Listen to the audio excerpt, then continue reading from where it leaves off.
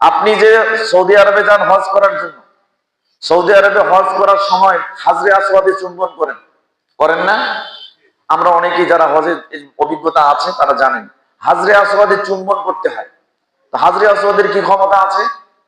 আপনার জীবনের গুনাহ সব মাফ করে দিবেন? হাজরে আসওয়াদের এই ক্ষমতা আছে? হাজরে আসওয়াদ কি আপনার জীবনটাকে পবিত্র করে দিবেন? করতে পারে না। ওমর ইবনুল খাত্তাব রাদিয়াল্লাহু তাআলা আনহু তিনি গেলেন হজ করার জন্য, হাজরে আসওয়াদের কাছে গেলেন। হাদিস আছে সহিহ বুখারী কিতাবুল হজ, হজ করা সংক্রান্ত একটা অধ্যায় রয়েছে, বাবু মা যুকিরা ফিল হাজরিল আসওয়াদ। হাজরে আসওয়াদ সম্পর্কে যা বর্ণিত হয়েছে সংক্রান্ত একটা অনুচ্ছেদ রয়েছে। 1597, 1605, 1610 তিনটা হাদিসের সারমর্ম এক। ওমর ইবনুল খাত্তাব রাদিয়াল্লাহু তাআলা আনহু তিনি বলছেন, তিনি আসলেন হাজরে আসওয়াদের নিকট হজের মৌসুমে। আসার পরে ফাকাব্বালাহু, তিনি হাজরে আসওয়াদকে চুম্বন করলেন। চুম্বন করার পরে হাজরে আসওয়াদের সামনে দাঁড়ালেন। দাঁড়ার পরে বললেন, ইন্নী লা আ'লামু আন্নাকা হাজারুন, ও হাজরে আসওয়াদ, আমি নিশ্চয়ই জানি তুমি একটা পাথর। লা তাদুরু ওয়া লা তানফাউ, তুমি ক্ষতিও করতে পারো না, উপকারও করতে পারো না, এই ক্ষমতা তোমার নাই। আছে হাজরে আসওয়াদের? আছে?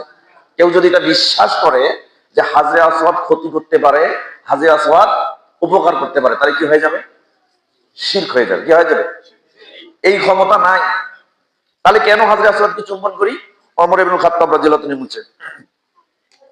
তিনি বলছেন যে লাউলা আন্নী রাআইতুন নবী সাল্লাল্লাহু আলাইহি ওয়াসাল্লাম ইউকাব্বিলুকা মা ক্বাব্বালতুকা। হাজরে আসওয়াদ, যদি আমি না দেখতাম আমার নবী মুহাম্মদুর রাসূলুল্লাহ সাল্লাল্লাহু আলাইহি ওয়াসাল্লাম তোমাকে চুম্বন করেছে, এটা যদি আমি চোখ দিয়ে না দেখতাম, তাহলে আমি ওমর তোমাকে চুম্বন করতাম না। তাহলে হাজরে আসওয়াদকে কেন চুম্বন করা হয়? নবী চুম্বন করেছেন এই জন্য। নাহলে হাজরে আসওয়াদের কোনোই ক্ষমতা নেই, না ক্ষতি করতে পারে না উপকার করতে পারে। সম্মানিত উপস্থিতি, এর নাম কি? ইত্তেবা। এরকম শত শত উদাহরণ দিতে পারবো আমি।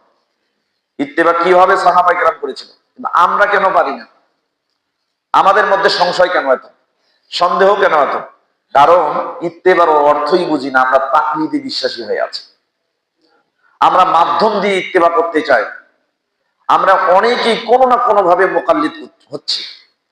এই জন্য তাকলিদের এই অন্ধ অনুকরণ বাদ দিয়ে যুগ যুগ ধরে প্রমাণিত ইত্তিবার মাধ্যমে যে ইসলাম প্রতিষ্ঠিত, এই ইসলামকে কিয়ামতের আগ মুহূর্ত পর্যন্ত প্রত্যেকটা মানুষ গ্রহণ করবে। রাসূল সাল্লাল্লাহু আলাইহি ওয়াসাল্লাম যা নিয়ে এসেছেন সেটা গ্রহণ করতে হবে, রাসূল যা থেকে নিষেধ করেছেন তা বর্জন করতে হবে। সম্মানিত উপস্থিতি।